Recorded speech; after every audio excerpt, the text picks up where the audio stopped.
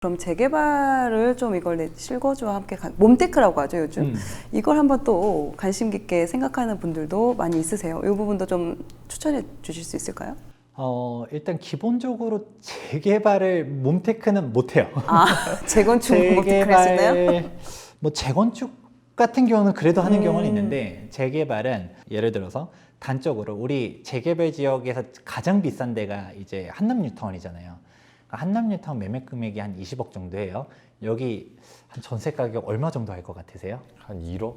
맞아요. 1억. 1억밖에 얼마 안 전에 해요? 갔다 왔어요. 인정을 하셨구나. 전세 1억밖에 안 되고요. 아예 공실인 데들도 되게 많고요. 그냥 5천만 원, 3천만 원짜리 전세도 있어요. 이게 전세야 하는데 그냥 집 상태가 완전 장난 아닌 거죠. 그냥 놀릴 바에 그냥 뭐 이 돈이라도 너가 알아서 쓰려면 쓰고 이런 느낌이 되게 많은데 그런 집에 거주는 불가능해요. 뭐 한남뉴타운은 너무 극단적인 사례고 내가 다른 데들이라 하더라도 솔직히 거주는 불가능에 가깝고 보통 재개발 같은 경우는 그러면 애초에 소장님이 맨 처음에 실거주를 따지라면서요 라고 말했는데 여기서 말하는 실거주는 당장이 아니라 나중에 완공돼서 그러면 지금 너무 이제 재개발 지역 같은 경우는 저는 임장을 많이 하지 말라라고 해요. 오히려? 네. 보통 이렇게 하면 그렇죠. 아마 이상할 거예요. 네. 보통 일반적인 전문가분들은 임장을 많이 해라, 분위기를 봐라 라고 하는데 재개발은 반대예요. 임장하면 사기 싫어? 맞아요. 못 사. 그게 내가 본질을 놓쳐요. 왜냐면 재개발 자체가 기반 시설이 불량한 데들을 정비하기 위해서 출발한 거잖아요. 방금 전에 이문이경 뉴타운 예를 들었으니까 제가 말했죠. 연탄 떼는 동네라는 얘기 했었잖아요. 지금은 이문이경 뉴타운이 이문 1구역, 이문 3구역 다 철거됐으니까 가면 이제 입지가 보이는 거죠. 이제 다 철거됐고 여기 아파트 들어서겠구나 하는데 예를 들어 철거되기 전에 경사 장난 아니거든요. 네, 거기 특히 위쪽으로 가게 되면 그러면 와 이거를 막 올라가 보면 또 집들도 짜글짜글 하잖아요. 내가 이거를 6억 주고 사? 한남뉴타운도 얘기했잖아요. 그래도 한남뉴타운은 그나마 나요.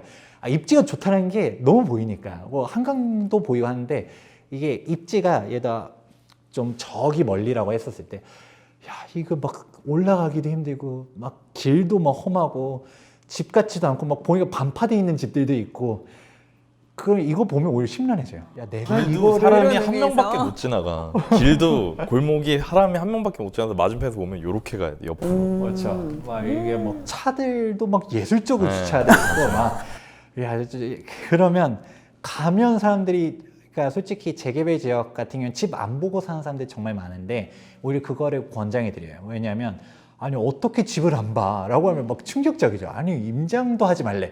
내가 사는 집도 보지 말래. 이게 뭐 사기꾼이야 라고 하는데 그냥 집을 보면 흔들려. 야 저 벽돌 막 인화가 있고 막 금 가져 있고 애초에 금이 가 있으니까 재개발하는 거예요. 그만큼 노후도가 심하니까. 심하죠. 엄청 심해요. 그런 데들을 보면 안 되고 오히려 재개발은 입지를 어떻게 보냐면 그냥 네이버 지도를 보라는 얘기를 해요. 그냥 네이버 지도 딱 펼쳐놓고 구역이 이렇게 있어. 그러면 이렇게 봐서 여기가 아파트에 들어서면 여기에 비교구는 어디 지역인데 여기 아파트 가격이 15억이야. 그러면 우리도 지금 내가 투자 금액은 얼마인데 완공되면 15억은 되겠네? 안전마진이 얼마겠다. 이런 부분들이 계산해 나가야 되는 거거든요.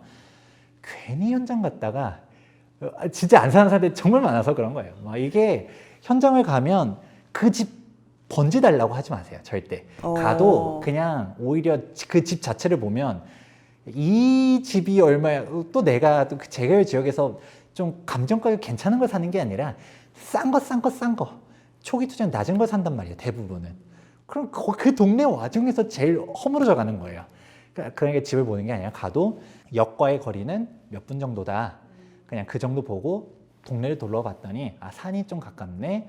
아니면 뭐 언덕이 이 정도는 있어도 요즘 신축 아파트는 워낙 잘 짓거든요. 제가 지금 있는 데가 이제 옥수동인데 옥수동이 10년 전에 워낙 산동네였잖아요. 네.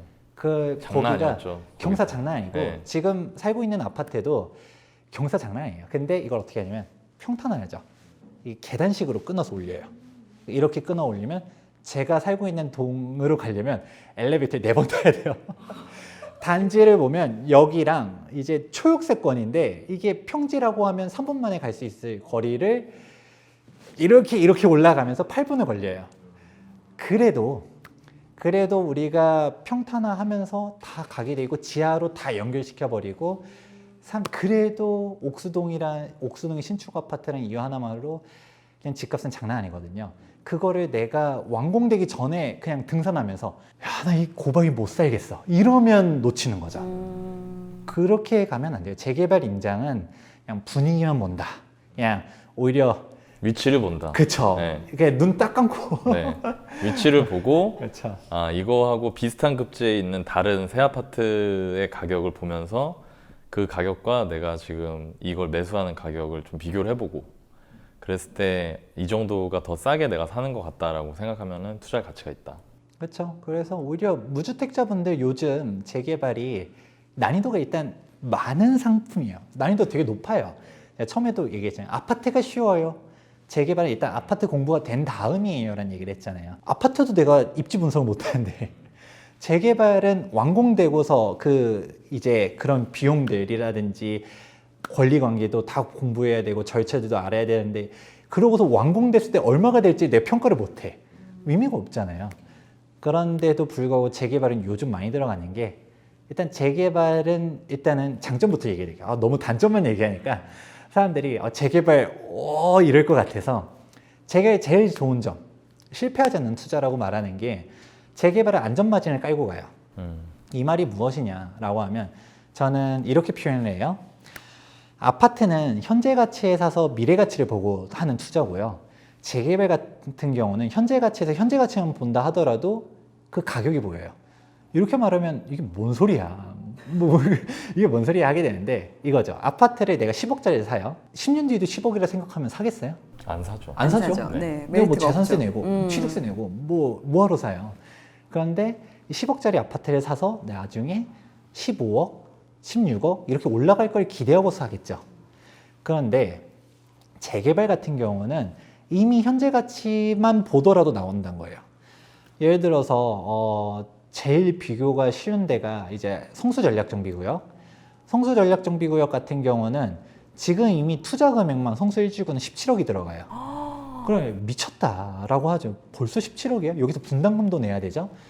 그러면 야 이거 이미 너무 비싸. 피만 10억이 그냥 훌쩍 넘어가는데 이 프리미엄으로 보면 사람들이 많이들 착각하는 게 야 뭐 어디 재개발 지역은 벌써 관리처분 인가나서 2주 철거해도 피가 6억인데 여기는 뭐 아직도 먼 것 같은데 벌써 10억이 넘어가.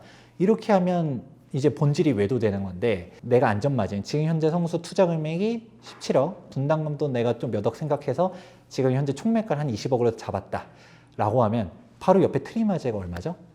85제곱미터가 30억이 넘어가잖아요. 그러면 아무리 못해도 30억은 된다라는 거죠. 그러면 안전마진이 10억이네 라는 거죠. 성수는 되게 극단적인 케이스고 다른 데들 아까 이문희경 뉴타운도 예를 들었으니까 이문희경 뉴타운이 지금 현재 내가 총매가를 갖다가 한 9억을 잡았다. 25평 기준으로 한 9억, 8억 이렇게 잡았다라고 했었을 때 바로 동대문구에 전동 다시는 뉴타운이 있잖아요. 여기도 지금 25평도 13억이고 33평은 15억, 16억 이래요. 그러면 지금 관리처분 인가나서 2주 철거 다 해도 안전마진이 3억은 못해도 잡혀있네 라는 거죠. 그러니까 확실하게 이거는 그 아파트 가격이 더 안 올라가도 이건 잡는다는 게 핵심이라서 많은 투자자들이 이런 사람들이 있어요. 지금 너무 많이 올라서 떨어지는 거 아니야라 해도 내가 안전마진을 3억 잡혀있는 상황 속에서 아파트 가격이 1억, 2억 떨어져요. 그러면 내가 15억에 샀는데 2억 빠져가지고 13억이 돼 있어요. 그러면 2억은 순수하게 내 손실이거든요. 근데 재개발은 안전마진 3억 잡혀있다? 라고 하면 2억이 빠져도 1억은 버는 거예요. 안전마진 5억 잡혀있었다? 그래도 3억은 버는 거예요. 이렇게 되다 보니까 재개발만큼 확실한 투자는 없다라고 저는 그렇게 봅니다. 어떻게 하다 보니 시간이 흘렀어요. 일반적인 분들이. 근데 집값이 막 엄청 올랐어요. 나는 그래도 새 아파트에 가고 싶은 거예요. 근데 이 일반 아파트를 사자니 내가 이거는 너무 힘들고. 너무 비싸. 근데 그래서 재개발을 보시는 분들이 되게 많은 것 같거든요. 요즘에는. 그분들이 두려워하는 게 이게 사업이 내가 생각한 거랑 다르게 돼서 너무 오래 걸리면 어떡하지? 이런 부분들이 많아요. 그런 거를 좀 확인할 수 있는 방법이 있을까요? 그렇죠. 네. 정말 중요한 질문 네. 해주셨는데 제가 재개발이 안전마진이 있다는 얘기는 했지만 그래 안전마진 그래 너 말대로 이제 5억 안전마진 내가 확인해서 들어가려고 했더니 이 5억을 3년 만에 버냐 5년 만에 버냐 10년 만에 버냐 방금 얘기했죠. 맞아요. 20년 만에 5억을 갭을 네. 맞추냐 이건 전혀 다른 얘기거든요. 딱 우리가 재개발 같은 경우는 단계들이 있어요. 이제 재개발 같은 경우는 많은 사람들이 얘기하죠. 관리처분 인가 이후로는 들어가야 돼. 사업시 인가 이후로는 들어가야 돼. 라고 말을 하시는 분들이 다 있는데 가장 안전하게 가려면 당연히 관리처분 인가 나야 되고 근데 관리처분 인가 나도 어디 지역 같은 경우는 이주 철거할 때 뭐 문제가 생겨서 거기서 몇 년 걸리는 데들도 있잖아요. 그런 것처럼 확실하게 진짜 100% 안전한 거는 관리처분 인가나고 이주 철거까지 다 끝난 데들. 딱 이문희경 얘기를 괜히 들다 보니까 계속 거기 사례가 나왔는데 이문희경에서도 일성구역 같은 경우 이제 이주 철거가 다 끝나가거든요. 그런 데들 같은 경우는 이제 기다리기만 하면 돼요. 올리는 것만 기다리면 된다. 그런 데들이 네. 가장 확실한 건데 그런 데들은 미리 말씀드리자면 비싸죠. 비싸겠죠, 더. 지금 이문희경 뉴타운 같은 경우는 금액대가 우리가 이문 1구역 있고 3구역이 있는데 속도는 둘 다 비슷해요. 근데 당연하게 3구역의 위치가 좋아요. 초역세권. 근데 1구역이 좀 더 먼데 1구역에서 25평 신청한 애들도 7억대가 들어가요. 33평 신청하고 싶어? 그러면 플러스 1억이 더 들어가고요. 근데 여기서 멀어. 가까운 데 가고 싶어. 거기서 또 이 플러스 1억. 가다 보면 돈들이 장난 아니죠. 동대문구가 뭐 하다 보면 9억, 10억 투자 금액 들어가는 일도 나오는 거예요. 야, 이렇게 생각해 보면 그러면 좀 더 위치 좋은데 속도는 좀 더 멀리 있는 애들 있거든요. 그렇게 좀 더 뒤로, 좀 더 뒤로, 좀 더 뒤로 가지는데 절대 벗어나지 말라라고 하는 선이 있는데 그게 조합설립 빈가예요. 왜냐면 딱 광명 11구역 예를 들어주셨으니까 광명 뉴타운이 구역 지정된 게 제가 기억하기로는 2007년도로 기억을 해요. 네. 뭐 2007년도가 딱 맞는지는 어쩐지 몰라도 전후일 거예요. 아마 2007년도 맞을 것 같은데 광명 뉴타운이 그때 구역 지정 되고서부터 조합 설립 인가까지가 한 세월이죠. 왜냐면 이게 광명 뉴타운뿐만 아니라 서울 시내의 수많은 재개발 지역들 봤을 때 지금 박원순 전 서울시장님이 있었을 당시에 재개발 지역 신규 지정 없었거든요. 네. 그러니까 대부분 서울에 있는 재개발 지역들도 다 2000년대 초반에 지정했어요. 이제 이명박 전 서울시장이 있었을 때 대부분이 지정됐었거든요. 이명박 전 대통령도 아니고 이명박 전 서울시장. 그쵸. 서울시장 때. 이제 세월이 막 이제 2000년대 초반으로 네, 시계반이 네. 이제 돌아가는데 그때 들어간 사람들은 정말 고생한 거죠. 이게 뭐 진짜 고생 많이 하셨더라고요. 조합 설립 인가까지가 이제 10년, 15년, 20년 이렇게 걸리거든요. 그러니까 재개발 좀만 검색해 보면 작년에 조합 설립 인가한 데들도 생각보다 많아요. 앞서서 성수도 이야기했었는데 성수도 당장 성수 2지구 같은 경우는 작년에 조합 설립 인가 났거든요. 그만큼 걔네가 언제 지정됐는지 생각해 보면 이게 조합 설립 인가가 재개발에서는 가장 큰 분수령이에요. 재개발하면 사람들이 많이들 오해하는 게 오해가 아니라 사실이긴 하죠. 이게 오래 걸린다가 많이들 생각해요. 근데 그게 조합 설립 인가까지가 너무 오래 걸려요. 왜냐면 이게 재개발은 우리가 재개발 재건축의 차이 극단적으로 말씀드리자면 바텀업 탑다운이라고 표현하거든요. 하향식 상향식이라고도 말하는데 재건축 같은 경우는 이제 주민들이 원해서 하는 거예요. 우리 안전진단 우리가 신청하죠. 그래서 안전진단 통과됐어. 그럼 이제 조합 설립하고 그렇게 해서 진행하는 건데 재개발 같은 경우는 주민들이 막 우리 지정해 주세요 아무리 떠들어도 절대 지정 안 해줘요. 시장님이 원해야 해요. 시도지사가 지정권자다 보니까 이거는 주민들이 뭐 어디 동의를 걷는데 이거는 해달라고 요청하는 거예요. 들어줄 의무가 없어요. 그러고 그런 시도지사가 딱 지정을 해버리는 거죠. 그러면 오히려 대부분 재개발 지역은 우리들이 원해서가 아니라 아무 생각 없이 살고 있는데 시장님이 뭐 순찰하다가 이 동네는 이대로 있으면 안 되겠어. 그냥 묶어서 해야겠어. 라고 하면서 딱 구역을 묶어버리는 거예요. 그러면 아무 생각 없이 살던 할머니, 할아버지들이 그거 재개발이 뭐야? 나 얼마나 산다고. 그냥 분담금도 몇 억씩 내는데 몇 억이 어디 있어. 동의를 안 해주는 거예요. 75% 동의율을 걷는데 진짜 오래 걸리는 거죠. 그래서 일단 조합 설립 인가가 낮다. 라고 하면 일단은 물론 그때로부터도 8년, 10년이에요. 그래도 조합설립 인가가 언제 날까요는 모르는 거예요. 70% 형제 동의율이 있어도 이 나머지 5% 모으는데 5년 걸리는 데들 수도 없이 많고요. 그러니까 또 기존에 했던 사람 마음 바꾸고. 그렇죠. 그래서 저희가 말해드렸잖아요. 재개발이 일단 어려워요. 근데 초기 단계 재개발들, 제 빌라도 요즘 뭐 개발 이슈 있는 데들은 정말 뜬다는 얘기 있잖아요. 몇 억씩. 뭐 여기도 구역 지정, 뭐 우리 뭐 가로주택 얘기 나와요. 뭐 여기도 뭐 재개발, 공공 재개발 얘기 나와요. 그런 데들은 구역 지정 설령 돼도 한 세월이에요. 그러니까 가능한 그래도 이슈 있는 데 잘 찾아봐야겠지만 그래도 너무 초기 단계는 피하는 게 좋다. 그렇죠. 내가 전문가라면 내가 이런 거 다 알아. 리스크 다 알고 가. 라면 다행인데 남들이 어디 뭐 누구 전문가 여기 다 된대 라고 하는 그런 거에 흔들려서 가면 안 되고 내가 진짜 재계에 처음 투자한다. 조합설립 인가는 무조건 난 이후로 가라. 그게 초보자들은 그게 가야 된다. 이런 거에 대한 기준 원칙이 없다 보니까 재계에 갈다 물렸어. 방금 얘기한 11구역 되게 좋거든요. 입주까지 가져가라고 말하고 싶은데 이거를 20년 동안 들고 있으면서 얼마나 마음고생하겠어요. 네, 맞아요. 그러니까 그런 식으로 투자하니까 재개발은 안 돼. 아, 재개발 저거 언제 돼? 이런 얘기들이 도는 이유가 그렇게 있는 겁니다. 그러면은 조합 설립 인가, 최소한 조합 설립 인가가 난 이후 단계를 아까 말씀하신 것처럼 뭐 다 다르겠지만 구역마다 에버리지로 8년, 10년 정도 뒤에는 내가 새 아파트가 하나 생긴다라고 마음을 먹고 하실 수 있는 분들한테는 재개발은 정말 좋은 투자처다. 그렇다면 좀 지역별로 물론 차이가 있을 수 있겠지만 얼마 정도 있어야 이 재개발 투자를 할 수 있나요? 일단 서울로 놓고 보면 일단 미니멈 4억이에요. 아, 곳에 또 올라갔구나. 그렇죠. 노원구 이런 데 말씀하신 거예요? 그렇죠. 노원구에 상계 뉴턴이 있는데 네.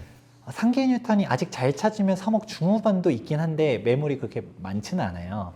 일단은 우리가 뭐 취득세도 내고 뭐 해야 되잖아요. 일단 안전하게 보려면 4억이다 라고 볼 수 있는데 그럼 이제 4억이라고 생각해 보면 이제 결론이 나오는 거예요. 어디 뭐 용산에 위치가 너무 좋죠. 용산 개발 호재가 얼마나 많아요. 근데 용산에 뭐 빌라 2억 3억으로 투자 가능하대 라고 하면 사람들이 바보가 아니거든요. 제가 상급지가 좋다는 얘기 했는데 노원구보다 용산이 무조건 상급지죠. 그런데도 불구하고 여기가 이 금액을 투자가 된다라는 거, 노원구를 4억이라도 사는 사람들이 있다라는 거는 그 이유가 있다라는 거거든요. 제가 말한 상급지가 좋다라는 거는 정상적인 상품군 내에서 똑같은 아파트라고 하면 아파트끼리에서 상급지, 재개발이라면 조합설 인가난 제 지역들끼리에서 상급지인데 용산 빌라 물어보시는 분들 정말 많은데 용산은 노후도 깨져 있는 데 너무 많아서 그러니까 어디라고 말을 하면 사람들이 싸우니까 그러니까 노후도 충족한 데들 거의 없어요. 있긴 있는데 다 아니라고 하면 화낼 거니까 있긴 있는데 어디라고 말은 안 해요. 왜냐?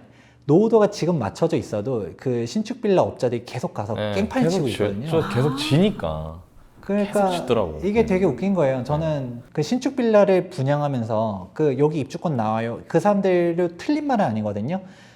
이게 신조례로 가면 이제 구조례는 이것만 얘기해 드릴게요. 이게 입주권 되게 복잡하지만 이 기준은 알아두셔야 되는 게 기본계획 수립일이 2010년 7월 15일 전후로 서울시 조례가 달라져요. 일명 서울시 구조례라고 하는데 이 전에 구역 지정된 애들 지금 현재 재개발 지역들 99% 구조례예요. 얘네들 2008년 7월 30일 이전까지 건축 허가를 받은 애들이 입주권이 나와요. 그러니까 그 이후에 지어진 애들 뭐 예를 들어 2010년도, 2011년도에 지어진 신축 빌라는 다 입주권이 안 나오는데 그런데 신조례로 가게 되면 권리산정 기준일 전에만 지어지면 돼요. 그러니까 아직 뭐 기본 계획이고 아무것도 없어 라고 하면 지금 신축 빌라들 입주권 나오는 건 사실 맞는 말이거든요. 그리고 신축 빌라 너무 많으면 사업성이 깨지니까 노후도 깨지면 얘네 재척시켜 버리는데 이런 얘기들을 하면 또 그걸 피해서 여기 재개발 지역 한가운데 있어서 얘는 재척도 못 시켜 라고 말하는 사람들이 있는데 그런 식으로 막 분양을 하다 보면 노후도가 기존에 맞았었던 데들도 다 깨지고 있어요. 그래서 대표적으로 재개발 구역 지정 됐다가 해제된 지역들이 있거든요. 애초에 구역 지정 됐다는 것 자체가 노후도가 맞았으니까 구역 지정 됐죠. 해제된 데들 지금 노후도 깨진 데들 정말 많아요. 여기서 얘기해 드릴게요. 노후도 기준이 뭐냐? 노후도를 충족했다라고 하면 철근 콘크리트조는 30년 이상, 연화도, 기와조, 벽돌조 등 그 외 지역들 같은 경우는 20년 차가 넘어가야지 노후도를 충족한 걸로 보고 그 노후도가 전체 주택수의 3분의 2 그리고 연면적의 60% 이상을 충족해야지 노후도를 충족한 걸로 봐요. 그러면 이걸 개인이 어떻게 보느냐? 그냥 내가 동네 보면 다 쓰러져가는 빌라 같아요. 그렇게 보면 안 되고 정말 제가 이 사이트를 홍보 많이 해주고 있는데 부동산 플래닛이라고 있어요. 부동산 플래닛 보면 이제 탐색 옵션 들어가면 이제 연차로 갖다가 조회할 수 있거든요. 네. 그렇게 보면 이제 노후도가 쫙 떠요. 그랬을 때 그냥 대놓고 이렇게 비교하면 되죠. 내가 한남뉴타운의 노후도를 한번 보면 시뻘겋거든요. 거기랑 뭐 개발된다라고 하는 용산의 다른 지역을 봤을 때 파란색 선들이 막 떠요. 그걸 비교해 보면 알 수 있겠구나. 그렇죠. 네. 그리고 또 대표적으로 안 되는데 확실한 데들, 예를 들어 우리가 한 성수동이 있으니까 성수동 개발된다 하니까 또 그 빌라 업자들이 광진구 자양동 엄청 팔아요. 광진구 자양동이 신축 빌라들 촌이거든요. 그러면 색상 비교해 보세요. 그냥 안 돼요, 안 돼. 거의 남과 북이야, 남과 북. 빨간 거 봐. 부동산 플래닝 혹시 써보셨나요? 저는 가봤어요.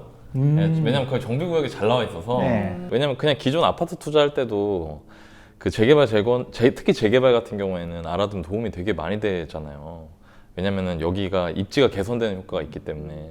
그래서 임장하기 전에 저 재개발도 이제 노후도 같은 걸 보고 실제로 구역 지정된 것까지 보고 여기에 만약에 사업 단계 같은 거 보고 그러는데 이제 우연히 알게 됐어요. 그 사이트를. 근데 되게 직관적으로 잘 돼 있더라고요. 맞아요. 근데 이제 거기서도 그냥 보면 판단이 잘 안 되고 저는 뭐 어떻게 얘기하냐면 19년 차 이내로 소트를 하라고 해요. 그럼 이제 빨간 것들이랑 섞여 있으면 사실 눈에 잘 안 띄는데 그러면 이제 19년 차 이내 애들만 쫙 뜨면 이제 더 직관적으로 떠요. 성수 전략정비구역 같은 경우는 몇 개 안 떠요. 19년 차 이내가. 근데 자양동 보면 엄청 많아요. 그렇게 보면 노후도가 안 맞고 이런 식으로 맞춰도 근데 이거는 하나의 예시예요. 우리가 접도율이라든지 과소필지라든지 맞춰야 되는 요건들이 정말 많은데 이런 것들을 일반인은 알 수가 없는데 일단 노후도는 가장 기본이거든요.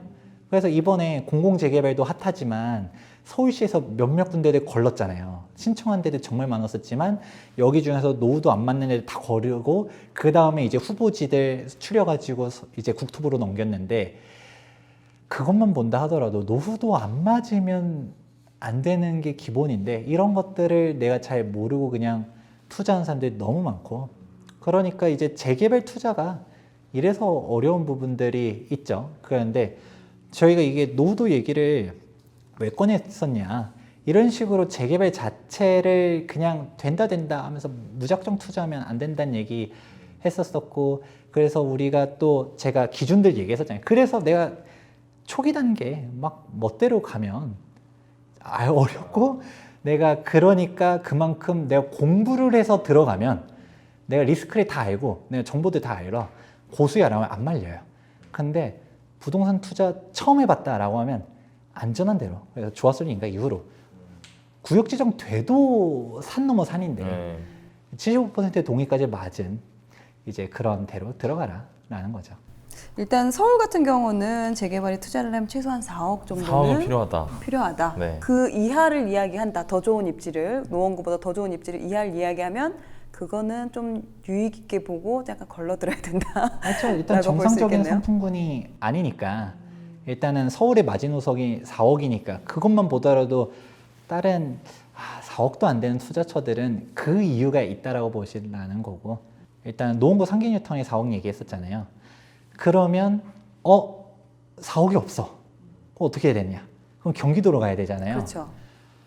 야 경기도도 우리 대표적인 경기도 재개발하면 어디가 떠오르시죠? 일단 뭐 광명 있고요. 광명. 네. 성남. 성남. 예. 성남. 성남 광명 우리가 재개발 지역 하면 경기도로 가야지라고 하면 제일 먼저 묻는 데가 성남 광명. 네, 그렇죠. 근데 광명은 미리 말씀드리면 상계보다 비싸요. 그렇죠. 입지가 훨씬. 성남도 엄청 좋으니까 성남 광명 둘 다. 광명만 놓고 봐도 성남은 사실 거의 넘사벽이고요. 성남은 여기는 순환 재개발 방식에서 아직 구역 지정도 안 된 애들도 뭐 6억 넘게 투자 금액이 들어가고요. 순환 재개발이라면은 지금 진행하는 데 말고 한 번에 하면은 너무 난리가 나니까 이게 돌아가면서 한단 말씀이시죠? 맞습니다. 네. 그래서 제가 구역 지정 안 된 데들, 이제 구역 지정만 돼 있어도 그런 데는 가지 말란 얘기를 많이 해요. 좋았을 리인가가 기준점이라는 얘기 했잖아요. 성남은 약간 좀 특이한 애들이에요. 그래도 이게 순차대로 가는 애들이거든요. 그래서 원래 구역 지정 이번에도 또 새롭게 지정된 애들이 있고 또 지정 예정인 데들, 2022년도에 지정 예정인 데들도 있고 그러거든요. 그래도 여기까지는 그래도 될 거예요. 근데 그래도 완성까지가 너무 오래 걸릴 텐데, 그래도 뭐 여기까지 이렇게 구역 지정도 안 된 애들 6억이야. 지금 여기 성남도 관리처분 인간 안 된 애들 있거든요. 그냥 8억 10억 그냥 들어가고요. 그럼 어지간한 서울보다 더 비싸요. 성남은 사실 그만한 입지긴 하죠. 왜냐면 뭐 분당, 판교, 위례 다 가까우니까. 그러니까 여기 성남은 가장 먼저 물어보지만 성남 내가 못 쳐다본다. 그러고 뭐 이제 그러면 광명 보면 광명도 관리처분 인간한 애들 광명도 다 엄청 5억대. 비싸서. 네. 투자금이 다 기본 5억이에요. 오. 그렇게 들어가지다 보니까 광명 9구역이 지금 마지막 타이밍인데 이제 관리처분 인간하면 전매가 안 돼 버려요. 여기 같은 경우는. 그래서 말 나온 김에 설명해 드리자면 2018년도 1월 24일이라는 숫자가 재개발은 존재해요. 이때까지 사업시 인가를 신청했냐 안 했냐에 따라서 관리처분 인가 나서 전매 금지에 걸리냐 안 걸리냐예요. 그럼 광명 1, 2, 4, 5구역 그리고 밑으로도 뭐 10구역, 14구역, 15구역, 뭐 16구역 입주했고 얘네들 같은 경우는 관리처분 인가 나도 다 전매가 가능한데 지금 9, 11구역, 12구역 여기는 관리처분 인가 나다 전매 안 되는 애들이거든요. 그러니까 9구역 같은 경우는 전매 금지에 걸리기 전에 팔아야 되는 사람들이 나타나서 여기는 지금 타이밍적으로 원래 4억 초반이었는데 한 3억 중후반대 물건들이 있어요. 그런데 얘네들이 전매에 묶이는 순간 11, 12는 속도가 조금 처져도 위치가 좋으니까 5억대 투자 들어가니까 다 이제 광명도 이제 5억 선인 거예요. 그러니까 우리가 진짜 막상 재개발이 생각보다 금액이 많아야 돼요. 우리가 막 경기도라고 하면 진짜 경기도들이 나타나는 그러니까 거고. 너무 외곽이야. 아까 얘기하셨을 때 거기 말고는 다 너무 외곽이라. 그래서 이 정도는 한번 마련해 봐라. 그럼 인천은 그럼 어느 정도가 들어가나요? 인천 같은 경우도 구역이 정말 많아요. 그리고 인천 같은 경우도 관리처분 인가나서 이주 철거하는 데들도 있고 우리가 부평 같은 경우도 상곡, 청천 이런 데들은 아예 철거 싹 돼 있고 막 이제 건물 올리고 있거든요. 이런 데들 같은 경우 그나마 또 뭐 부평, 인천 하니까 좀 그렇지만 부천이랑 또 가깝고 그렇게 보면 똑같은 인천인데 인천이 워낙 넓어야죠. 네. 근데 진짜 인천도 있고 그러니까 그렇죠. 인천이 너무 넓고 이게 투자 금액 잘 찾아보면 2억대도 있고 뭐 3억대도 있고 단계도 정말 많은데 근데 이런 거죠. 우리가 2억 보면 광명만 해도 지금 잘하면 지금 이제 광명 9구역 같은 경우 아직은 3억 중후반이 있다는 얘기 했는데 아직 내가 이걸 들어갈 수 있어.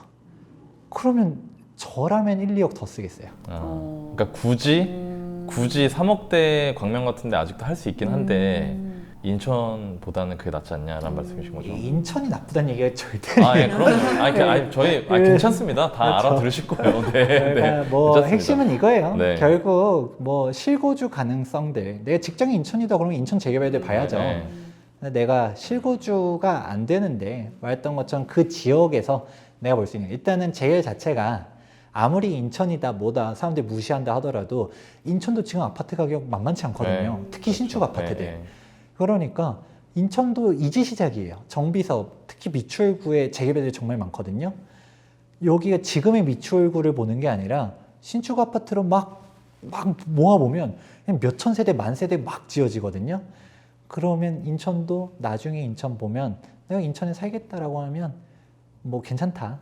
그러니까 결국 내 금액선에서 실거주 가능성들. 왜냐면 단순히 이해가 제가 변명을요. 혹시 인천 사람들 실망할까봐 이런 얘기하는 게 아니라 네. 소액이라 했었을 때 제 실거주 얘기를 정말 중요하게 말하는 게 내가 아무리 인천이 소액 투자 괜찮다라고 해도 내가 서울이 직장인데 인천에서 출퇴근 이거는 어렵거든요. 그러니까 지금 계속 이제 실거주 베이스를 해야 그렇죠. 되기 때문에 그래서 수도권 위주로 말씀을 하신 거잖아요. 그렇죠. 그러니까 내가 2억 있다라고 네. 해도 진짜 내가 이게 최선인가? 내가 신용대출도 더 땡겨받을 수 있냐? 이제 아내 보고도 한번 땡겨보라고 해보고 또 이제 친가 가가지고 또 아쉬운 얘기하고 아버지 완전 저 좀 영끌인데요. 살려주세요. 이제 처가에다가도 조금 아쉬운 소리 좀 해보고. 그래서 또 이런 거죠. 솔직히 지금은 그냥 주면 안 돼요. 돈은 증여세 명확하게 내고 줘야 되는데 이제 부모님 노후 은퇴 자금인데 내가 그걸 털 수는 없잖아요. 그러면 차용증 명확하게 써야 되거든요. 그냥 부모님한테 내가 공짜로 그냥 달라가 아니라 1억 가지고서 입지가 전혀 달라져요. 정상적인 상품을 갈 수 있냐 없냐도 달라지고. 그러니까 내가 이미 모아놓은 돈에서 조금 부족해요. 아버지 1억만 빌려주세요. 주세요가 아니라 빌려주세요고, 차용증 명확하게 써서 다달이 이자 3% 주면 아버지도 그 1억 은행에 넣어놔봤자 요즘 금리 3%가 어디 있어요? 없거든요. 그러니까 서로 윈윈. 그리고 무엇보다 차용증을 썼으니 그대로 내려가면 이건 편법 증여로 걸리면 불성실 신고납부 가산세 20%, 그리고 이게 부당 행위가 이제 입증돼 버리면 20% 가산세가 더 붙거든요. 그런 식으로 가고 가산이자까지 다 붙게 되면 그냥 원래 세금 내는 게 오히려 명확해요. 그러니까 당연히 이 말을 하는 게 차용증을 빌려도 당연히 갚아야 돼요. 내가 3년 뒤, 4년 뒤에 갚아야 되기 때문에, 그러면 부모님 입장에서도 내가 이거 노후 자금이라 하더라도 이자 받고 나중에 이거 돌려받는다라고 잘 이야기하면, 그래 자녀가 뭐 지금 내 집 마련할 때 도와달라고 하는데 진짜 영끌인데 이거야말로. 근데 내가 최선의 노력을 했느냐. 그러니까 그거는 이게 달라지는 게 내가 괜히 너무 무리해가지고 최상급지를 간다, 이거는 다른데 정상 상품군으로 진입은 하느냐는 전혀 천지 차이거든요. 네. 그죠. 윤지혜 연구원님 출연한 것도 제가 봤거든요. 네. 연구원님이 여기 월급쟁이 부자들에서 뭐라고 얘기했었냐면, 하락장이 온다 하더라도 외곽 지역들 같은 경우는 괜찮았었다. 우리가 너무 상급지, 너무 영끌은 하지 말아라. 그리고 너나위님, 제가 오늘 신사인장님 이제 영상 보고 왔는데 그 얘기하더라고요. 너무 영끌보다도 우리 범퍼 두란 얘기를 하셨더라고요. 그러니까 어떻게 보면 이거는 차이가 있는 내용일 수는 있는데, 근데 이 범퍼를 두고 내가 당연히 감당할 수 있는 선에서 가는 거는 당연히 맞아요. 근데 여기서 내가 빌라를 가느냐 아파트를 가느냐, 재개발도 조합설립 인간한 멀쩡한 재개발을 가냐 못 가냐는 이거는 격차가 크거든요. 정상적인 상품군으로 가는 거는 영혼을 끌어 모아서라도 일단 진입하는 게 그게 오히려 훨씬 안전하고, 내가 상계냐 뭐 동대문구 이문희경이냐 뭐 한남뉴턴이냐, 이거는 다른 얘기.